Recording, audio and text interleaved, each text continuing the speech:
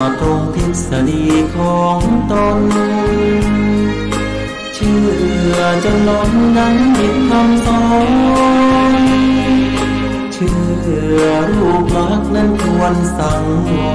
รแม้อาจารย์สอนใช่ว่าเชื่อหมดเลย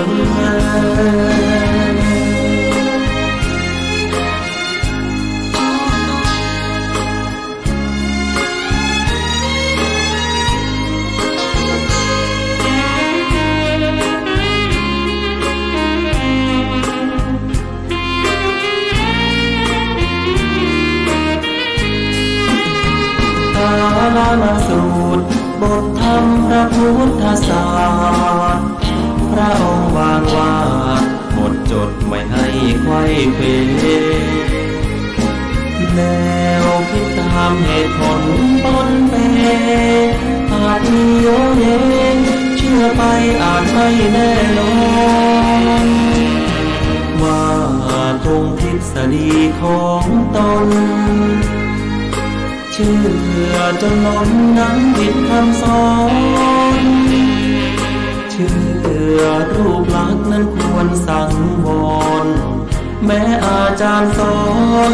ใช่ว่าเชื่อหมดเลย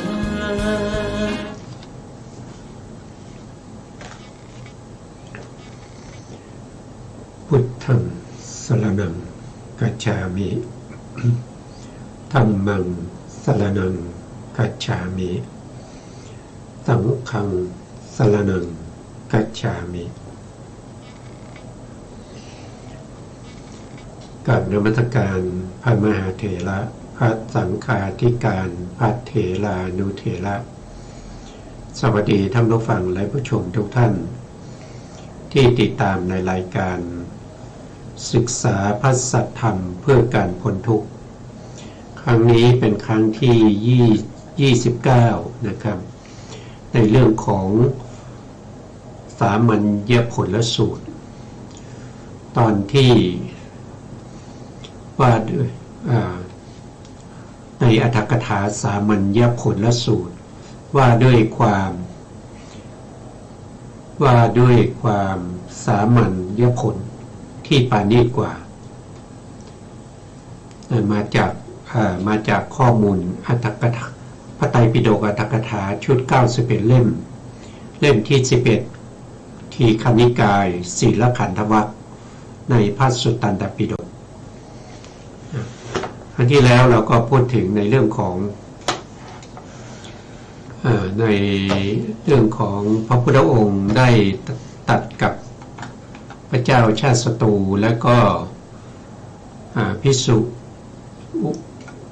อุบาสกอุบาสิกาที่แวดล้อมพระพุทธองค์อยู่เรื่องของอะไรก็คือเรื่องของสัมปชัญญะสี่ทำไมพูดสัมปชัญญะสี่ก็เพราะว่า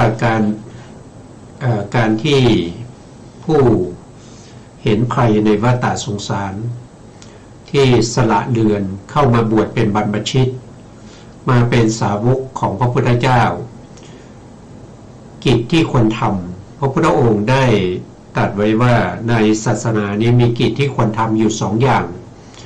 หนึ่งก็คือได้แก่ปริยัติศาสนาก็คือศึกษาเล่าเรียนในพระปริยัติธรรมคือคำสั่งสอนของพระพุทธองค์ให้ขึ้นใจให้มีความรู้ความเข้าใจในเรื่องของพระปริยัติอันที่สองก็คือวิปัสสนานะครับเขาเรียกว่าเป็นวิปัสสนาธุระวิปัสสนาธุระอันนี้เป็นข้อปฏิบัติข้อประพฤติในการวางตัวของภิกษุทั้งหลายที่จะให้เข้าสู่ความ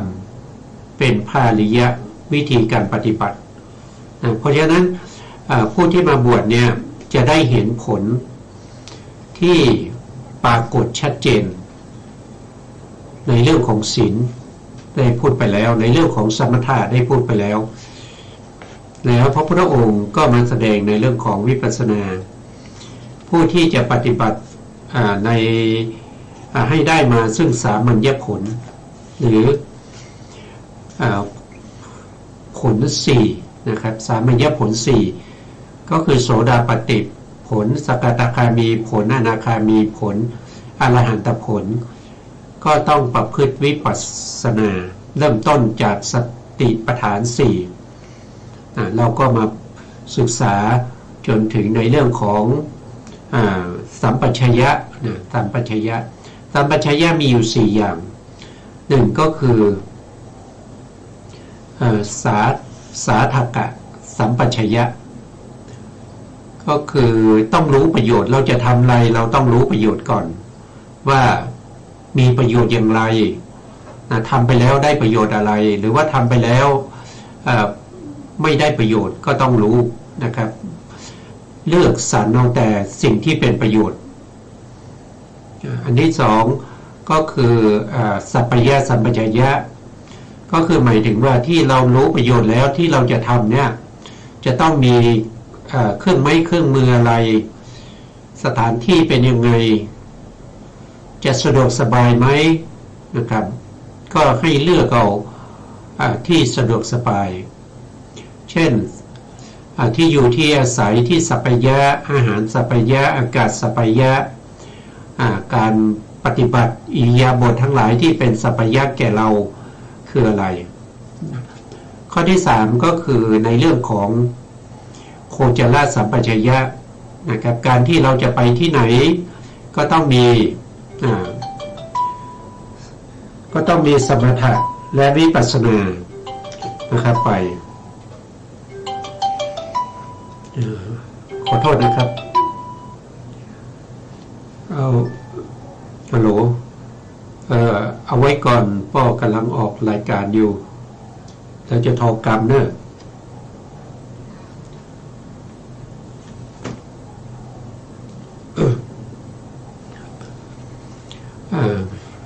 ข้อที่3ก็คือโคจรสัมปชัญญะโคจรสัมปชัญญะนี้ก็คือการเดินทางการที่จะไปที่ไหนก็ต้องมีกรรมฐานไปด้วยมีสมถะมีอารมณ์ในกรรมฐานทั้ง40อย่างไปด้วยอย่างใดอย่างหนึ่งนะครับแล้วก็ข้อสุดท้ายก็คือสัมโมหะสัมปชัญญะนั่นก็คือได้แก่ความไม่หลงไม่หลงลืมสติมีกายานุปัสสนาสติปัฏฐานเวทนานุปัสสนาสติปัฏฐานจิตานุปัสสนาสติปัฏฐานหรือธรรมานุปัสสนาสติปัฏฐานอยู่ในการที่จะประพฤติปฏิบัติเพื่อให้เกิดความบริสุทธิ์ในพระศาสนานี้ก็ต้องทำอย่างนี้นะครับเพื่อจะให้ได้มาซึ่งสามัญญผลที่ปรากฏชัดเจนแก่เรานะครับเราก็ถึงตรงนี้นะครับก็เรื่องของสัมปชัญญะอยู่นะครับสัมโมหะสัมปชัญญะวันนี้อาจารย์กันดาท่านก็จะมาสาธยายให้พวกเราได้ฟังในอัตถกถานะครับในอัตถกถาของสามัญญผลสูตรนะครับอาจารย์พร้อมหรือยังครับกราบนมัสการพระคุณเจ้าพระเถรานุเถระและก็สวัสดีท่านผู้ฟังและผู้ชมที่อยู่ทางบ้านนะคะต่อจากคราวที่แล้วว่าด้วยเรื่องสติสัมปชัญญะแม้การเห็นอสุภะก็มีประโยชน์เพื่อแสดงให้เห็นประโยชน์นั้นมีเรื่องนี้เป็นตัวอย่างได้ยินว่าภิกษุหนุ่มรูปหนึ่งพาสามเณรไปหาไม้สีฟัน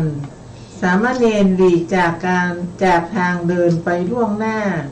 เห็นอสุภะยังปฐมฌานให้บังเกิดทำปฐมฌานนั้นให้เป็นบทเป็นบาทพิจารณาสังขารทั้งหลายทำให้แจ้งผลทั้ง3แล้วยืนกำหนดกรรมฐานเพื่อต้องการมรรคผลชั้นสูงภิกษุหนุ่มเมื่อไม่เห็นสามเณรก็เรียกว่าสามเณรนั้นคิดว่าจำเดิมแต่การที่เราบรรพชาไม่เคยกล่าวคำสอนกับภิกษุ คือไม่เคยให้พระเรียกถึง2 ครั้ง เราจักยังคุณวิเศษให้ชั้นสูงให้บังเกิดในวันอื่นก็ได้จึงได้ขานรับว่าอะไรขอรับเมื่อภิกษุหนุ่มเรียกว่ามานี่ด้วยคำเดียวเท่านั้นสามเณรนั้นก็มากล่าวว่าท่านขอรับขอท่านจงเดินไปตามทางนี้ก่อนแล้วยืนหันหน้าไปทางทิศตะวันออกแลดูตรงที่กระผมยืนอยู่สักครู่เถิดภิกษุนั้นกระทำตามนั้นได้บรรลุคุณวิเศษที่สามเณรนั้นบรรลุแล้วเหมือนกันอสุภะเดียวเกิดประโยชน์แก่ชน2 คนด้วยประการฉนี้อสุภะนี้แม้มีประโยชน์อย่างนี้ก็จริง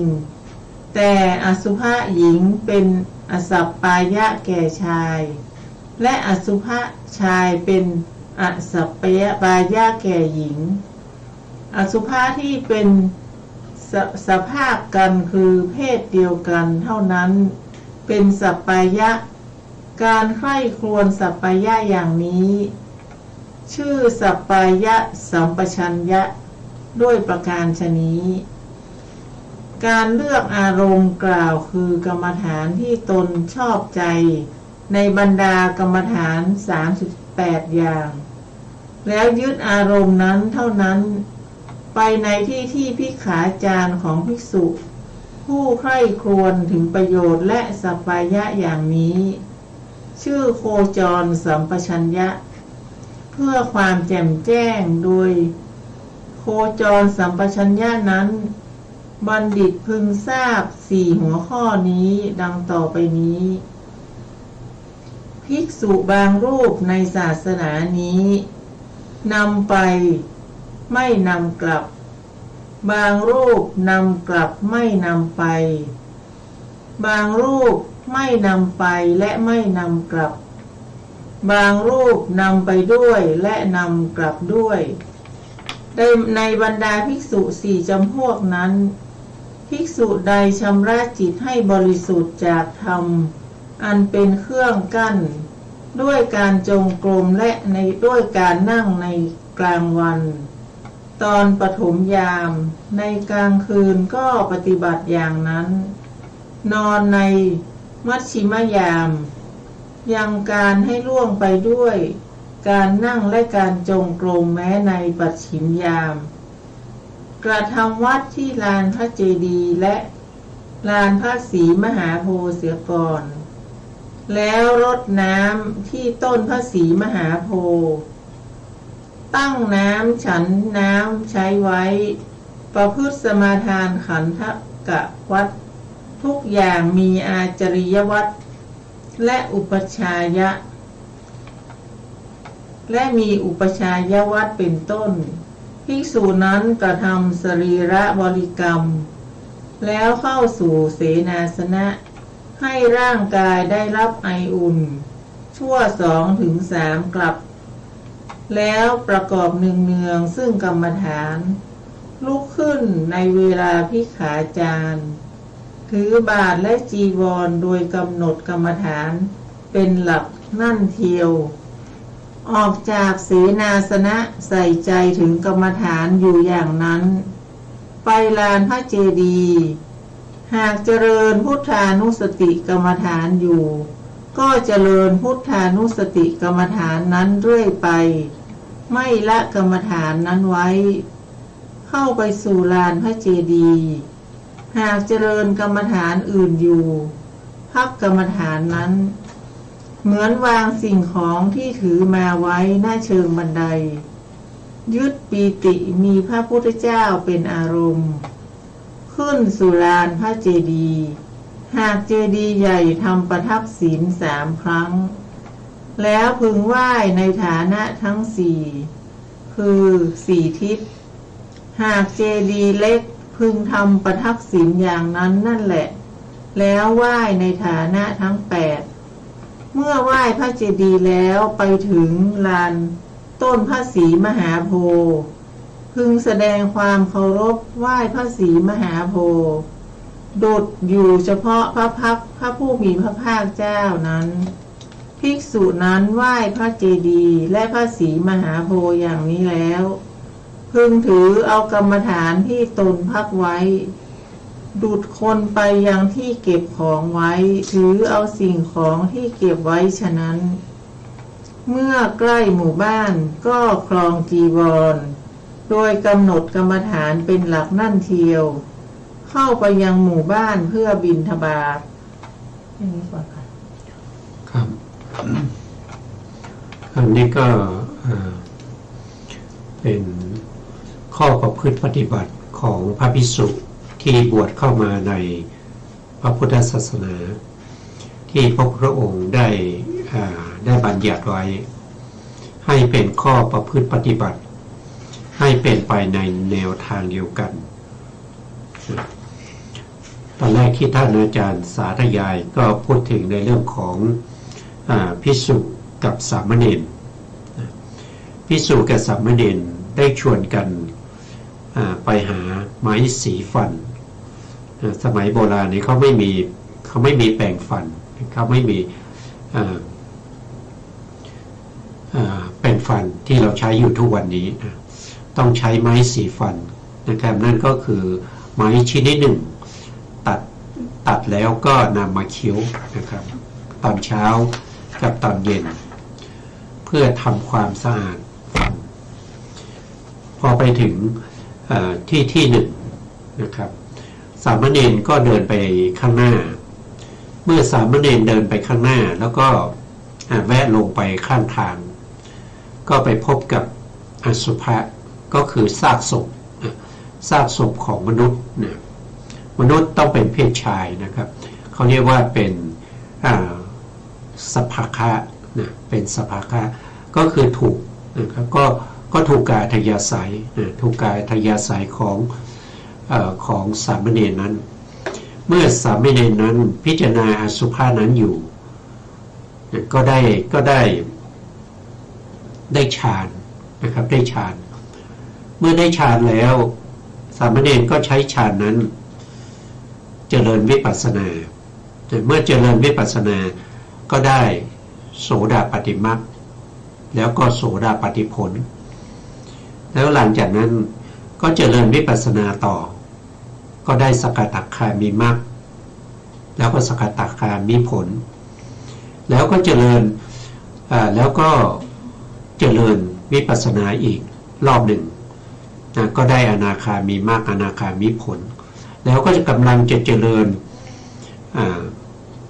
วิปัสสนาในรอบที่ 4เพื่อให้ได้ซึ่งอรหันตมรรคอรหันตผลก็ได้ยินเสียง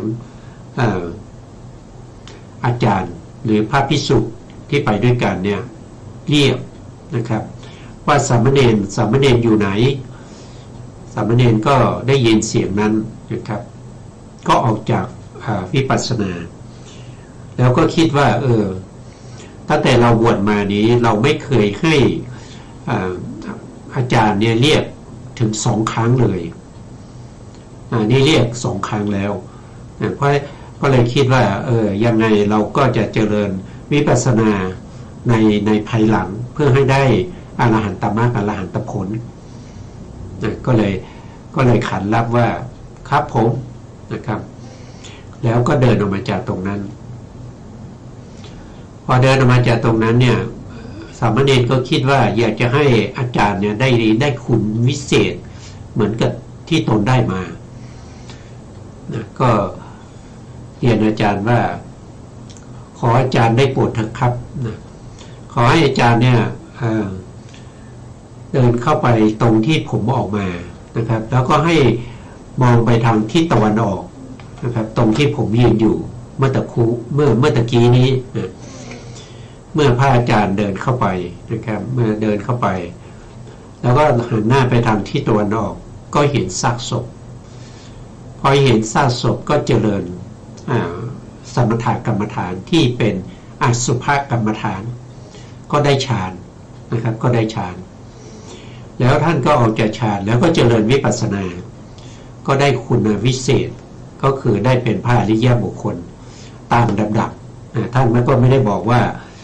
ไปถึงระดับไหนนะน่าจะได้เป็นพระอรหันต์แล้วนะเข้าใจว่าอย่างนั้นนะครับเจริญ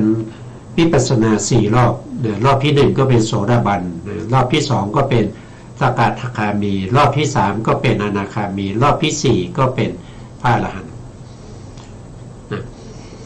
อันนี้ทำไมถึงยกตัวอย่างนี้ขึ้นมานะครับก็ยกตัวอย่างนี้ขึ้นมาพูดถึงสัมปชัญญะนะสัมปชัญญะทั้ง4ใช่ไหม1สาตกะสัมปชัญญะก็คือรู้ประโยชน์นะเมื่อเจอซากศพเนี่ยก็รู้ประโยชน์ว่าซากศพนี้เป็นอารมณ์ของกรรมฐานได้ทั้งที่เป็นสมถะแล้วก็วิปัสสนาเป็นสมถะแล้วก็เป็นบาตให้เจริญวิปัสสนาได้ประโยชน์ของเขามีอย่างนี้แล้วก็ซากศพนี้ก็เป็นซากศพที่เป็นสัปปยะนะครับสัปปยะแก่สามเณรแล้วก็แก่พระภิกษุเพราะเป็นซากศพผู้ชายนะถ้าเป็นซากศพผู้หญิงเนี่ยไม่เป็นสัปปยะนะก็คือได้ข้อที่2ก็คือสัปปยะสัมปชัญญะเห็นไหมครับได้ข้อที่2นะครับเมื่อเป็นอย่างนี้เนี่ยนะครับท่านก็เจริญสมถะสมถะนั้นก็คือโคจรสัมปชัญญะเจริญสมถะที่เป็นอสุภะนั้นให้เกิดการได้มาซึ่งฌานได้ตั้งแต่ปฐมฌานไปอสุภะนี้ได้เฉพาะปฐมฌานนะครับทุติยฌานขึ้นไปไม่ได้ได้เฉพาะปฐมฌานแล้วก็ใช้ปฐมฌานนั้นมันเป็นบาตในการเจริญวิปัสสนานะครับวิปัสสนาก็คืออัสสัมโมหะสัมปชัญญะก็คือมีความไม่หลงนะครับรู้อะไรก็คือรู้ว่าสิ่งที่เห็นนั้นนะครับเป็นซากศพแล้วเวลาเจริญวิปัสสนาก็สิ่งที่เห็นนะมันก็คืออะไรก็คือรูปารมณ์เป็นอะไรเป็นรูปตัวที่เห็นเป็นอะไรเป็นจิตก็คือจักขูวิญญาณอาศัยจักขูประสาทแล้วก็เห็นรูปารมณ์ก็จะได้ทั้งที่เป็นรูปและเป็นนามเป็นเบื้องต้นแล้วก็ตามดูปัจจัยของรูปนามแล้วก็ได้วิปัสสนาญาณได้เห็นความเกิดขึ้นตั้งอยู่ดับไปของสภาวะของอะไรก็คือสภาวะของรูปารมณ์ที่เห็นใช่ไหมรูปารมณ์ที่เห็นแล้วก็เห็นถึงสภาวะของจิตที่มารู้รูปารมณ์นั้นแล้วก็เห็นถึงความไม่เที่ยงของหัตถยจักขูวิญญาณนะก็จะได้อนิจจังทุกขังอนัตตาเมื่อเจริญอนิจจังทุกขังอนัตตาให้เกิดความชำนาญจนถึงวิปัสสนาญาณเบื้องสูงนั่นก็คือได้แก่อนุโลมญาณพออนุโลมญาณเกิดขึ้นดับไปก็เข้าโคตภูญาณข้ามโคตรจากปุถุชนไปเป็นพระอริยบุคคลทำอย่างนี้3 รอบก็ได้เป็นพระอนาคามีสามเณรเป็นพระอนาคามีนี่ก็เราก็จะเห็นได้ว่าสัมปชัญญะทั้ง4เนี่ยเป็นตัวที่ทำให้ทั้งสามเณรแล้วก็พระภิกษุเนี่ยได้เข้าถึงคุณธรรมได้เข้าถึงมรรคถึงผลได้เปลี่ยนสถานะจากปุถุชนไปเป็นพระอริยบุคคลอันนี้ก็เป็นผลเป็นผลของอะไรก็คือเป็นผลของการออกจากเรือนแล้วก็บวชเป็นบรรพชิตได้เลื่อนฐานะจากปุถุชนไปเป็นพระอริยบุคคลก็จะเป็นอย่างนี้นะเป็นอย่างนี้แล้วก็ในการที่เราจะตรงนี้ท่านอัตถกถาจารย์เนี่ยท่านก็ได้กล่าวไว้ว่านะครับพระภิกษุหรือสามเณรก็ตามที่จะภิกขาจารย์ก็คือไปบิณฑบาตตอนเช้าเนี่ยเมื่อตื่นขึ้นมาในประมาณสักตี 4 ตี 5นะครับแล้วก็ทำกิจอะไรก็คือกิจเรื่องของอุปชัยวัตรนะครับเรื่องอาจารย์ก็คือ โทษทีนะก็คือเรื่องของการที่จะอุปถากอุปถากก็คือการดูแลเรื่องน้ำล้างหน้าอย่างเงี้ยไม้สีฟันนะครับแล้วก็ผ้าเช็ดหน้าอะไรต่างๆที่ต้องเตรียมให้อาจารย์เตรียมให้แก่อุปชาอันนี้ก็เป็นกิจของพระภิกษุนะครับแล้วหลังจากนั้นก็ถือบาตรจีวรเข้าไปในลานต้นโพหรือลานเจดีย์นะครับก่อนที่เดินทางไปเนี่ยท่านก็ไม่ละกรรมฐานนะโคจรสัมปชัญญะนั่นก็คือจะต้องมีอารมณ์อยู่ปกติแล้วอารมณ์จะมีอยู่40อย่างใช่ไหมครับที่เป็นสมถะแต่ในที่นี้ท่านพูดถึงอารมณ์38นั้นก็คือการเว้นเสียซึ่งอารมณ์ที่เป็นอรูปฌาน2นะครับก็คือได้แก่อากาสานัญจายตนะฌานนะครับหรือเรียกว่าเป็นอากาสะหรือการเพิกกสิณนั่นเองนะครับแล้วก็วิญญาณัญจายตนะต้องเว้นไป2นะครับต้องเว้นไป2อย่างนอกนั้นเป็นอารมณ์ที่สามารถที่จะนำติดตัวไปในการบิณฑบาตได้ทั้งไปแล้วก็ทั้งกลับนะครับแต่การที่ก่อนจะไปเนี่ยก็ไปที่ลานพระเจดีย์หรือว่าลานต้นโพก่อนที่จะเข้าไปในพระเจดีย์หรือลานต้นโพนี้ก็ต้องพักกรรมฐานอย่างอื่นไว้นะเพราะว่าพระเจดีย์เนี่ยเป็นบริเวณที่ประดิษฐานของพระบรมสารีริกธาตุของพระสัมมาสัมพุทธเจ้าเพราะฉะนั้นเราก็ต้องเจริญพุทธคุณนะครับเจริญอรหันตคุณนะครับเจริญอรหันตคุณสัมมาสัมพุทโธการตรัสรู้นะครับตรัสรู้ดีของพระพุทธเจ้าเจริญพุทธคุณทั้ง9นะครับทั้งต้นโพเมื่อทำกิจเสร็จแล้วนะครับเช่นทำกิจอะไรล่ะก็คือไปประทัดศีลพระเจดีย์แล้วก็รดน้ำต้นสีมหาโพธิ์หลังจากที่จะออกจากลานพระเจดีย์หรือว่าต้นสีมหาโพธิ์เนี่ยก็เปลี่ยนกรรมฐานนะครับเปลี่ยนจากคือพูดง่ายๆต้องนี้ก่อนนะครับ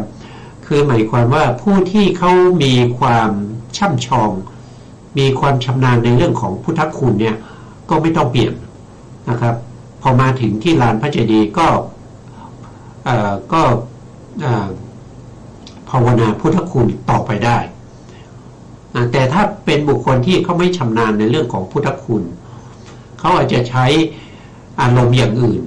นะครับเช่นจาคานุสติเทวตานุสติอะไรก็ตามนะครับใน38อย่างนั้นนะครับกสิณ10อสุภาษ10กายคตาสติ1หรือว่าจะเป็นอานาปานสติก็ตามจะต้องพักกรรมฐานไว้ก่อนที่จะเข้าไปที่ลานต้นโพหรือพระเจดีย์แต่เวลาออกมาก็ต้องถือเอากรรมฐานที่เราเชี่ยวชาญที่เราชำนาญนะครับแต่เข้าไปในบริเวณต้นโพหรือว่าบริเวณพระเจดีย์นี้จะต้องเจริญพุทธคุณนะเพราะว่าพระเจดีย์ก็มีพระบรมสารีริกธาตุของพระสัมมาสัมพุทธเจ้าตรงต้นสีมหาโพธิ์ก็เป็นสัญลักษณ์ให้เรารู้ว่าเป็นต้นไม้ประจำของพระพุทธเจ้าที่พระพุทธองค์นั่งใต้ต้นโพนี้นะครับได้ตรัสรู้เป็นพระอรหันตสัมมาสัมพุทธเจ้าเพราะฉะนั้นใน2ที่นี้ต้องเจริญพุทธคุณแล้วก็ในเวลาไปก็ต้องนำกรรมฐานไปด้วยในเวลากลับก็ต้องมีกรรมฐานกลับมาด้วยท่านก็พูดถึงภิกษุ4ประเภทด้วยกันภิกษุคนที่1นะครับเมื่อไปก็นำกรรมฐานไปแต่ขากลับไม่นำกรรมฐานกลับมาก็คือไม่เจริญกรรมฐานที่ตัวเองเชี่ยวชาญที่ตัวเองชำนาญ พอไปบิณฑบาตไปเห็นคนนั้นคนนี้พูดคุยลืมกรรมฐานตัวเอง แล้วก็กลับมาทีนี้อีกพวกหนึ่งนะครับ เมื่อไปบิณฑบาตนะครับไม่ได้ทำวัดทำอะไรก็ลืมกรรมฐานตัวเองนะพอไปบิณฑบาตรับบาตรเสร็จนึกถึงกรรมฐานตัวเองก็เจริญกรรมฐานแล้วก็กลับมาอันนี้ก็คือไม่ได้นำไปแต่นำกลับมาอีกประเภทหนึ่งก็คือทั้งไปก็นำกรรมฐานไปด้วยกลับมาก็นำกรรมฐานไปด้วยส่วนประเภทที่สี่นี้มีมากมายนะคนประเภทนี้มีมากมายนะประเภทที่สี่นี้มีมากมายนะครับปัจจุบันนี้น่าจะทั้งหมดละมั้งนะครับถ้า ก็ไปผู้ที่ยังไงผู้ที่ไปบิณฑบาตเนี่ยหรือว่าไปทำอะไรก็ตามนะครับก็นะลองนึกถึงว่าเวลาขาไปเรามีกรรมฐานไปไหมแล้วเวลากลับเนี่ยเรามีกรรมฐานกลับมาไหมนะครับเป็นประเภทที่สี่ก็คือไม่นำกรรมฐานไปแล้วก็ไม่นำกรรมฐานกลับนะไปบิณฑบาตก็ไปเลยนะไปแล้วกลับมาก็ฉันเลยไม่มีกรรมฐานอะไรนะนี่ประเภทที่สี่นะครับก็มีมากอยู่นะครับก็มันมีคัดเข้ากันไปนะครับที่มีน้อยที่สุดก็คือนำกรรมฐานไปแล้วก็นำกรรมฐานกลับนะแล้วก็นั่นก็ส่วนอื่นๆก็มีไปตามสมควรนะครับอันนี้ก็เป็นเรื่องที่ท่านอัตถกถาจารย์เนี่ยได้แสดงไว้นะครับเราก็ว่าไปตามอัตถกถาของสามัญญผลสูตรนะครับต่อไปครับอาจารย์ครับอาจารย์พร้อมแล้วก็เชิญอาจารย์สาธยายต่อครับครั้งนั้นมนุษย์ทั้งหลายเห็นภิกษุนั้นก็ออกมาต้อนรับด้วยความยินดีว่าพระผู้เป็นเจ้าของพวกเรามาแล้วรับบาตรนิมนต์ให้นั่งบนโรงฉันหรือบนเรือนถวายข้าวยาคูชั่วระยะเวลาที่ภัตตาหารยังไม่เสร็จก็ล้างเท้าทาน้ำมันนั่งข้างหน้าถามปัญหาบ้างขอฟังธรรมบ้างพระอัฏฐกถาจารย์กล่าวว่าถ้าแม้เขาไม่ขอให้แสดงธรรมหรือพึงแสดงธรรมกถาทีเดียวเพื่อสงเคราะห์ประชาชนจริงอยู่ธรรมกถาที่นอกเหนือไปจากกรรมฐานย่อมไม่มีเพราะฉะนั้นภิกษุนั้นเมื่อกล่าวธรรมกถาโดยกำหนดกรรมฐานเป็นหลักนั่นเชียวฉันอาหารโดยกำหนดกรรมฐานเป็นหลักแม้เมื่อกระทำอนุโมทนาลากับพวกมนุษย์ตามไปส่งออกจากหมู่บ้านแล้วให้พวกมนุษย์เหล่านั้นกลับตรงที่นั้นเดินไปตามทางครั้งนั้นสามเณรและภิกษุหนุ่มที่ออกมาก่อนให้ฉันภัตตาหารที่นอกบ้านเสร็จแล้วเห็นภิกษุรูปอื่นรูปนั้นก็ไปต้อนรับบาตรและจีวรของท่านได้ยินว่าภิกษุครั้งโบราณใช่ว่าจะมองหน้าก่อนว่านี่อุปัชฌาย์ของเรานี่อาจารย์ของเราแล้วจึงปรนนิบัติก็หาไม่ย่อมทำตามกำหนดที่มาถึงทันทีสามเณรและภิกษุหนุ่มเหล่านั้นถามท่านว่าท่านผู้เจริญมนุษย์เหล่านั้นเป็นอะไรกับท่านเป็นญาติข้างมารดาหรือเป็นญาติข้างบิดาภิกษุนั้นกล่าวว่าพวกท่านเห็นอะไรจึงถามสามเณรและภิกษุหนุ่มตอบว่าเห็นพวกเขาเหล่านั้นรักนับถือท่านมากภิกษุนั้นกล่าวสรรเสริญชาวบ้านเหล่านั้นว่าท่านผู้มีอายุทั้งหลายกิจใดแม้มารดาบิดาก็ยากที่จะทำได้กิจนั้นพวกเขาเหล่านั้นกระทำแก่พวกเราแม้บาตรและจีวรของพวกเราก็เป็นของพวกเขาเหล่านั้นทั้งนั้นเมื่อมีภัยก็ปลอดภัยเมื่อหิวก็ไม่หิวผู้ที่มีอุปการะแก่พวกเราเช่นนี้ไม่มีอีกแล้วดังนี้จึงไป นี้เรียกว่านำไปไม่นำกลับส่วนภิกษุใดกระทำวัดปฏิบัติมีประการดังกล่าวแล้วก่อนทีเดียวไฟธาตุย่อยอาหารเผาอาหารใหม่หมดแล้วก็เผากระเพาะอาหารเหงื่อไหลท่วมตัวกรรมฐานไม่ขึ้นสู่วิถีได้ภิกษุนั้นถือบาตรและจีวรไหว้พระเจดีย์โดยเร็วทีเดียวแล้วเข้าไปยังหมู่บ้านเพื่อขอยาคูในเวลาฝูงโคออกจากคอกนั่นเทียวคือเช้ามืดได้ยาคูแล้วไปฉันยังโรงฉันตอนนั้นพอภิกษุนั้นกลืนยาคูลงไปได้2-3 คำเตโชธาตุที่เกิดแต่กรรมไม่เผากระเพาะอาหารหันมาเผาอาหารใหม่ภิกษุนั้นถึงความดับความเร่าร้อนแห่งเตโชธาตุดุจได้อาบน้ำตั้ง100 หม้อฉันยาคูโดยกำหนดกรรมฐานเป็นหลักล้างบาตรและบ้วนปากแล้วเจริญกรรมฐานเรื่อยไปในระหว่างยังเป็นเวลาภัตตาหารเที่ยวบิณฑบาตไปในที่ยังไม่ได้ไปฉันอาหารโดยกำหนดกรรมฐานเป็นหลักต่อแต่นั้นก็ถือเอากรรมฐานที่ปรากฏตามเป้าหมายที่เดียวมานี้เรียกว่านำไปไม่นำกลับไม่นำไป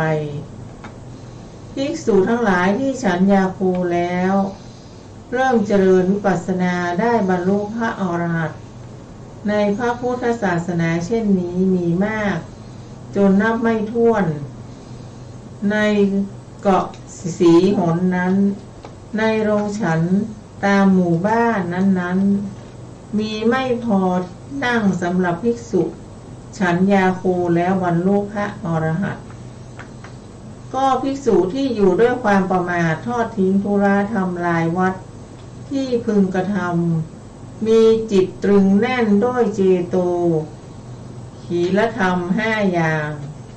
ไม่กระทำความสำคัญแม้ว่ากรรมฐานมีอยู่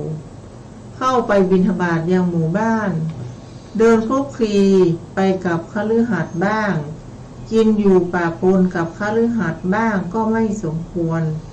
เป็นผู้เปล่าออกไปนี้เรียกว่าไม่นำไปไม่นำกลับขอแค่นี้ก่อนค่ะครับครับวันนี้ก็ท่านอธิบายถึงเรื่องของการนำไปนำกรรมฐานไปแล้วก็นำกรรมฐานกลับหรือไม่กลับเป็นยังไงนะครับท่านก็อธิบายแต่จริงๆเมื่อกี้ก็ได้พูดไปแล้วทีนี้เรามาดูในส่วนที่เป็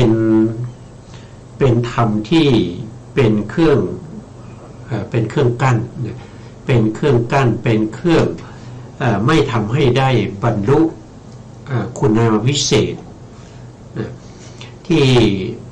ท่านได้ตัดไว้นะครับก็ชื่อว่าเจโตขีลธรรม5 อย่างเจโตขีลธรรม5 อย่างเนี่ยถ้าพระภิกษุหรือสามเณรหรือใครก็ตามถ้ามีในจิตตสันดานคนนั้นจะไม่มีโอกาสที่จะได้บรรลุคุณธรรมชั้นสูงนะครับมีอะไรบ้าง1ก็คือลังเลสงสัยในพระพุทธเจ้านะครับไม่ปักใจเชื่อในการตรัสรู้ของพระอรหันตสัมมาสัมพุทธเจ้าสงสัยนะครับข้อที่2ก็สงสัยในเรื่องของคำสอนของพระสัมมาสัมพุทธเจ้าว่าคำสอนนี้จะสามารถทำให้เราได้เปลี่ยนสถานะจากปุถุชนไปเป็นพระอริยะได้จริงหรือนะข้อที่3ก็คือสงสัยในพระอริยสงฆ์นะครับว่าพระอริยสงฆ์ที่ประพฤติปฏิบัติดีปฏิบัติชอบนะครับได้เป็นถึงพระอริยบุคคลนะครับตั้งแต่โสดาบันเนี่ยขึ้นไปจนถึงพระอรหันต์เนี่ยมีจริงหรือเปล่านะครับเรายังไม่เคยเห็นนะครับสงสัยนะครับ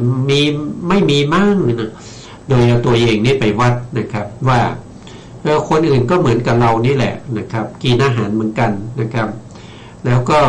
เดินได้คิดได้เหมือนกันเลยจะเป็นพระอรหันต์ได้ยังไงอันนี้ก็เป็นตะปูตึงใจนะครับส่วนข้อที่4เนี่ยก็คือสงสัยในข้อประพฤติปฏิบัติคือสิกขา3นะสงสัยในเรื่องของศีลนะครับอะไรชื่อว่าศีลศีลมีกี่อย่างศีลศีลที่บริสุทธิ์เป็นยังไงศีลมีลักษณะที่จตุกายยังไงก็สงสัยนะครับสงสัยแล้วก็ไม่ปักใจเชื่อนะครับมีผู้ที่แนะนำก็ไม่เชื่อนะครับแล้วก็สงสัยในเรื่องของสมถะนะครับที่มีอารมณ์40อย่างนะครับมีกสิณ10นะครับอสุภะ10อนุสติ10อรูปฌานิ4พรหมวิหาร4อาหารเลปฏิกูลสัญญา1จตุธาตุววัฏฐานอีก1รวมเป็น40อย่างนี้จะทำให้เราจิตเราสงบเข้าถึงฌานได้หรือนะครับฌานมีจริงหรือเปล่านะครับผมนั่งสมาธิตั้งหลายวันแล้วหลายสัปดาห์แล้วเป็นเดือนแล้วเป็นปีแล้วผมยังไม่เคยเห็นนิมิตเลยผมยังไม่เคยเห็นไม่เคยเห็นว่าจิตของเราเนี่ยจะสงบจากความฟุ้งซ่านสงบจากถีนมิทาง่วงเหงาของนอนนะครับยังไม่ไปถึงไหนเลยนะครับคนอื่นเขาเหมือนเรานี่แหละนะจะไปทำได้ยังไงนะเอาตัวเองไปวัดนะอันนี้ก็สงสัยในเรื่องของสิกขา2แล้วนะครับก็คือศีลสิกขาแล้วก็จิตตสิกขาแล้วก็สงสัยในเรื่องของสติปัฏฐาน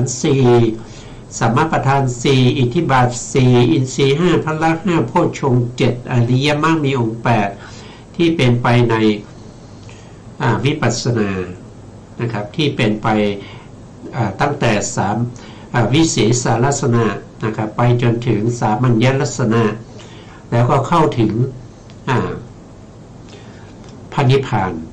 ก็สงสัยนะอันนี้คือข้อที่4ส่วนข้อที่5เนี่ยมีจิตนะครับมีจิตโกรธเคืองพระภิกษุด้วยกันนะครับภิกษุรูปนี้ไม่พอใจพระภิกษุรูปนั้นนะครับพูดจาถากถางนะครับแสดงอาการกิริยาที่ไม่สมควรกับพระภิกษุทั่วไปกับพระอาจารย์พระอุปัชฌาย์ผู้มีพรรษาพระมหาเถระอะไรพวกนี้อันนี้เป็นตะปูตึงใจนะทำให้คนนั้นไม่ได้แม้กระทั่งสวรรค์นะครับก็คือหมายถึงตายแล้วไม่ได้ขึ้นสวรรค์นะถ้ายังมีตะปูตึงใจ5อย่างอยู่ในพระพุทธศาสนาก็มุ่งหน้าสู่อบายนะครับสวรรค์ก็ไม่ได้อย่าไปพูดถึงเรื่องของฌานเรื่องของมรรคเลยเพราะมีตะปูตึงใจอันนี้ก็อันตรายนะครับถ้าใครมีก็ต้องละนะต้องละได้กดเคืองไม่พอใจในพระภิกษุสหธรรมิกหรือเปล่านะครับถ้ามีก็ต้องละนะครับต้องทำปรับทัศนคตินะครับให้เป็นสัมมาทิฏฐินะครับถ้าไม่มีสัมมาทิฏฐิไม่มีโอกาสนะครับไม่มีโอกาสที่จะได้เห็นไม่มีโอกาสที่จะได้ฌานได้มรรคได้ผลนะครับเพราะฉะนั้นก็ต้องปรับความรู้ความเข้าใจให้ตรงตามสัมมาทิฏฐินี่ก็เป็นที่ขยายเพิ่มเติมตอนนี้นะครับนอกนั้นก็ฟังอาจารย์สาธยายก็เข้าใจอยู่แล้วนะครับต่อไปก็เรียนเชิญอาจารย์ต่อครับผมก็ภิกษุนี้ใดที่กล่าวแล้วว่านำไปด้วยนำกลับด้วยภิกษุนั้นพึงทราบด้วยอำนาจภิกษุผู้ประพฤติคตปัจจาคติกวัต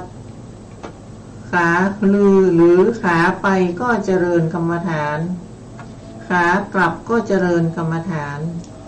จริงอยู่กุลบุตรทั้งหลายผู้ใคร่ประโยชน์บวชในพระศาสนาอยู่แล้วรวมกัน10 รูปบ้าง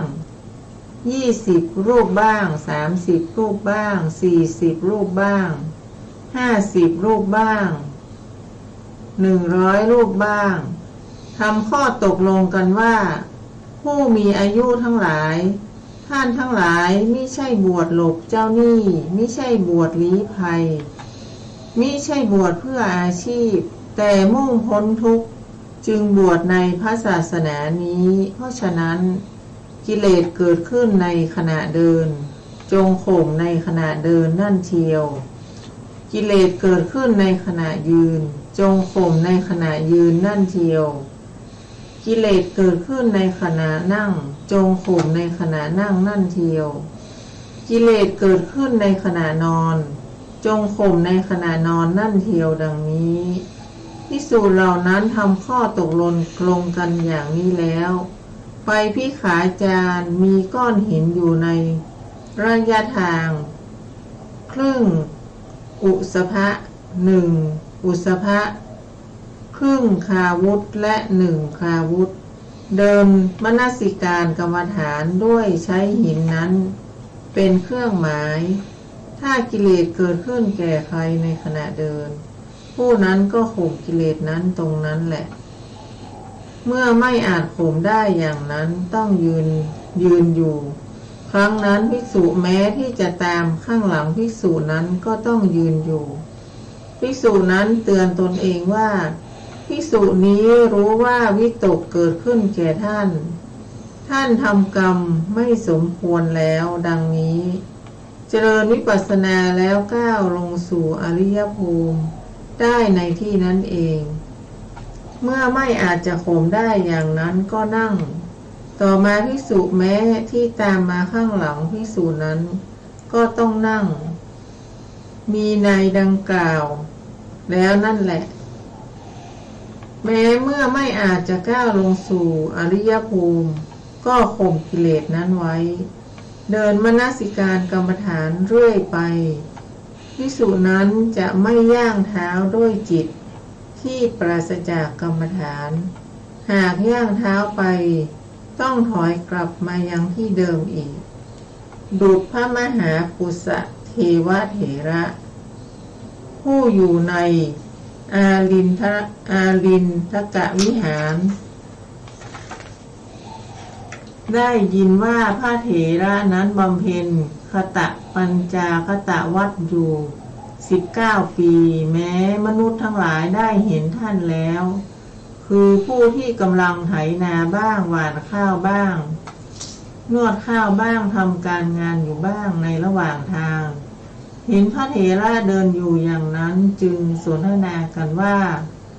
พระเถระรูปนี้เดินกลับไปกลับมาอยู่บ่อยๆเห็นจะหลงทางหรือลืมของสักอย่างพระเถระนั้นหาได้สนใจคำคนเหล่านั้นไม่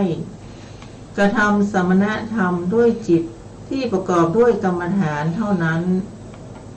ได้บรรลุพระอรหันต์ในพรรษา20ในวันที่บรรลุพระอรหันต์นั่นเองเทวดาผู้อยู่ท้ายที่จงกรมของพระเถระได้ยืนเอานิ้วมือทำเป็นประทีปสว่างโชติช่วงแม้เท้ามหาราชทั้ง4และเท้าสักกะเทวราชตลอดถึงเท้าสหัมบดีพรหมก็ได้มาไหว้พระเถระก็พระมหาติสสะเถระผู้อยู่ป่าเห็นแสงสว่างดังนั้นจึงถามท่านในวันรุ่งขึ้นว่าเมื่อตอนกลางคืนได้มีแสงสว่างในสำนักของท่านแสงสว่างนั้นเป็นอะไร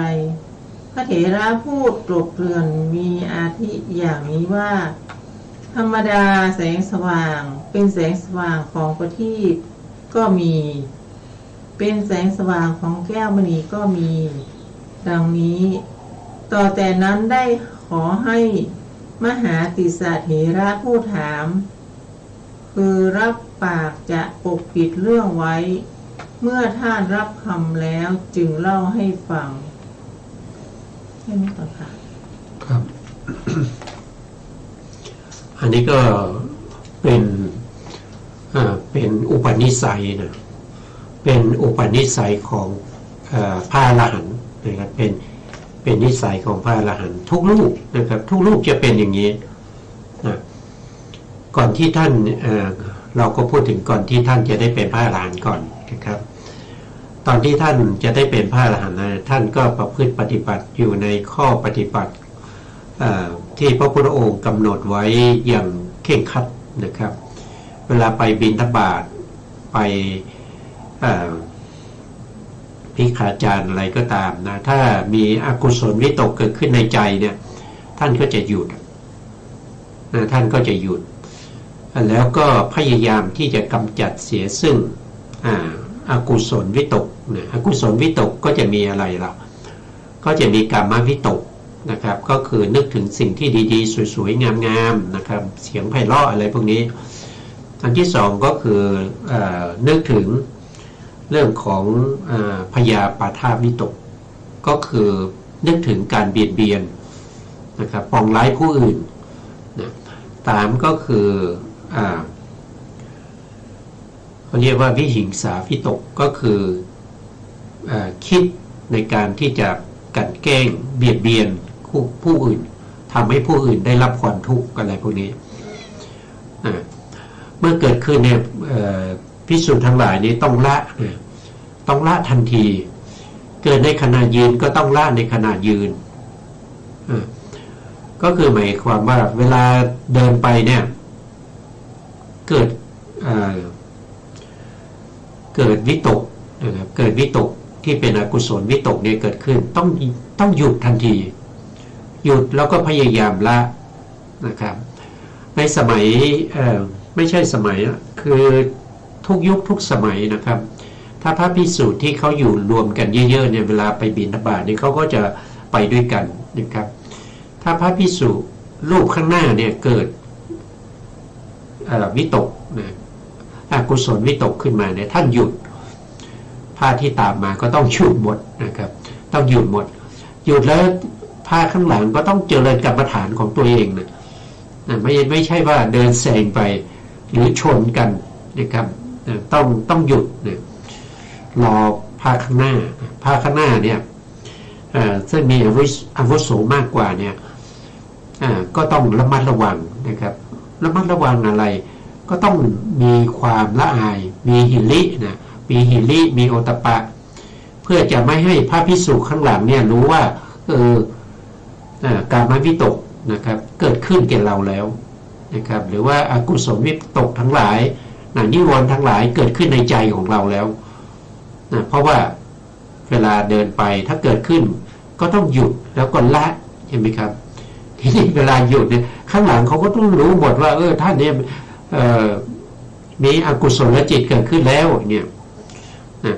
ท่านบอกว่าเวลาที่หยุดแล้วยังละไม่ได้หยุดยืนอยู่ก็ละไม่ได้ก็ให้นั่งลง ก็ให้นั่งลงนะครับนั่งลงก็พยายามละนะครับถ้าละไม่ได้ไม่ได้ตรงนี้ก็ไม่ได้กล่าวต่อนะก็ว่าให้นอนหรือเปล่านะครับก็น่าจะละได้นะครับเพราะท่านบวชมาท่านก็รู้วิธีนะครับแล้วก็ได้ศึกษาปริยัติคำสอนของพระพุทธเจ้ามามากแล้วนะครับเพราะฉะนั้นก็คงจะไม่ยากนะครับพอรู้ปุ๊บก็ละทันทีนะครับก็ต้องมีเขาเรียกว่าอะไรก็เรียกว่าสัมมาประธาน4นะครับข้อสัมมาประธาน4ต้องมีวิริยะนะครับในการที่จะละอกุศลที่เกิดขึ้นนะครับเมื่อละได้แล้วนี่ก็ต้องป้องกันนะต้องป้องกันอกุศลที่จะเกิดขึ้นอีกนะครับแล้วก็ต้องทำให้กุศลที่ยังไม่เกิดขึ้นนั้นเกิดขึ้นเมื่อเกิดกุศลเกิดขึ้นแล้วก็ต้องทำให้กุศลนั้นตั้งมั่นและก็เจริญขึ้นเรื่อยๆอันนี้เป็นกิจของพระภิกษุนะไม่มีกิจอย่างอื่นเพราะพระพุทธองค์ตรัสแล้วนะครับว่ากิจของพระภิกษุเนี่ยมี2อย่างนะครับหนึ่งก็คือเรื่องของปริยัตินะครับบวชเข้ามาจะต้องศึกษาปริยัติจะต้องมีความรู้ความเข้าใจในเรื่องของปริยัติเขาเรียกว่าเป็นคันธทุระนะและอีกอันหนึ่งก็คือบวชเข้ามาแล้วจะต้องเจริญวิปัสสนาธุระ นะก็มีกิจอยู่สองอย่างเท่านั้นเองนะครับกิจอื่นไม่ใช่หน้าที่ของพระภิกษุนะครับไม่ใช่หน้าที่ของภิกษุที่จะต้องไปสักยันต์นะครับไม่ใช่นะพระภิกษุมีกิจอยู่สองอย่างเท่านั้นนะพระพุทธองค์ก็ได้ตัดไว้แล้วนะครับนะเพราะฉะนั้นก็ควรที่จะยึดถือปฏิบัติในคำสอนของพระพุทธเจ้านะครับไม่ใช่ไปยึดถือคำสอนของนายกในขอนะครับซึ่งประพฤติผิด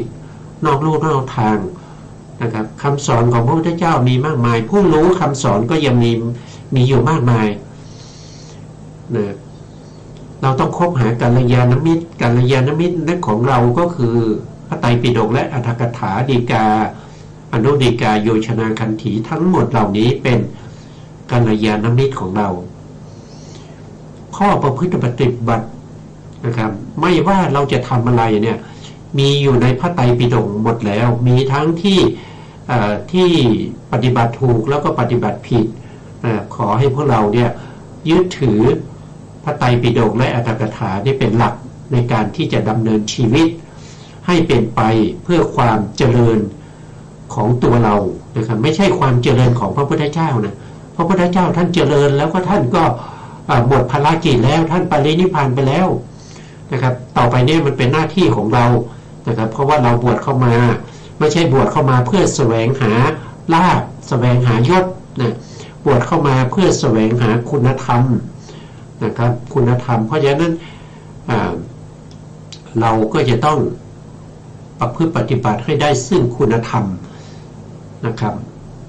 วันนี้อาจารย์มีอะไรไหมครับใกล้หมดเวลาแล้วเวลา ไม่มีใช่ไหมไม่มีก็เราก็จะต้องลาท่านผู้ฟังและผู้ชมไปก่อนเราก็จะพบกันใหม่ในครั้งต่อไปนะครับวันนี้เวลาเราหมดแล้วนะครับเพราะเวลาหมดเราก็ต้องคืนเวลาให้ทางสถานีเพราะทางสถานีก็จะได้ใช้เวลาในภารกิจอื่นต่อไปนะครับสุดท้ายนี้ขอกราบขอบพระคุณพระครูสมุทรวิสุวัฒน์วรกิจโจผู้อำนวยการสถานีวิทยุเพื่อการศึกษาพระพุทธศาสนาและวัฒนธรรม FM 104.5 เมกะเฮิรตซ์วัดฝายหินจังหวัดเชียงใหม่และขอกราบขอบพระคุณพระครูปริยัติยานุศาสตร์ขอบคุณท่านผู้การธนเดชะและขอบคุณท่านผู้ฟังและผู้ชมทุกท่านที่ติดตามในรายการศึกษาพระสัทธรรมเพื่อการพ้นทุกข์